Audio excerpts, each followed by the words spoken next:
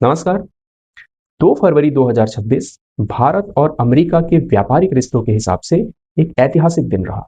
आज शाम United states of America के प्रेसिडेंट डोनाल्ड ट्रंप ने अपनी सोशल मीडिया साइट ट्रूथ पर पोस्ट के जरिए ये बताया कि भारत और अमेरिका के बीच लंबे समय से अटकी ट्रेड डील को हरी झंडी मिल गई है।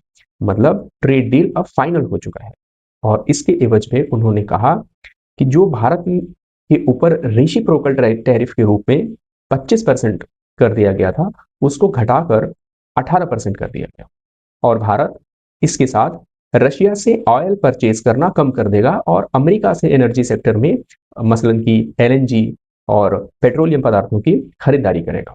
दूसरी तरफ भारत के प्राइम मिनिस्टर ने भी सोशल मीडिया साइट एक्स पर पोस्ट के जरिए टैरिफ को 25% से 18% कम करने की बात तो कही, पर उन्होंने ट्रेड डील वाली बात को अभी नहीं लिखा।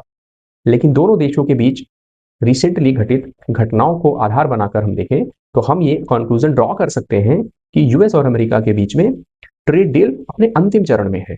लेकिन इस बीच कुछ इंपॉर्टेंट बातें क्लियर होना और जरूरी है। मसलन की जो अमेरिका ने भारत के ऊपर 25% का रेसिप्रोकल टैरिफ और 25% का एडिशनल टैरिफ लगाया था, तो क्या उस 50% के एग्रीगेट टैरिफ को कम करके उसको 18% किया या सिर्फ रेसिप्रोकल टैरिफ जो कि 25% था उसको घटाकर 18% किया?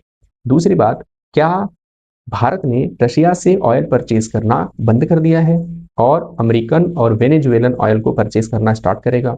तीसरी बात कि एग्रो सेक्टर में, भारत के एग्रीकल्चर सेक्टर में अमेरिका को कितना एक्सेस मिलेगा, क्योंकि ये हमारे यहाँ एक संवेदनशील मुद्दा है। और पहली बात तो मिलेगा या नहीं मिलेगा, दूसरी बात कि मिलेगा तो किस हद तक मिलेगा, किन किन एग्रो प्रोडक्ट्स को अमेरिका से भारत परचेज करेगा।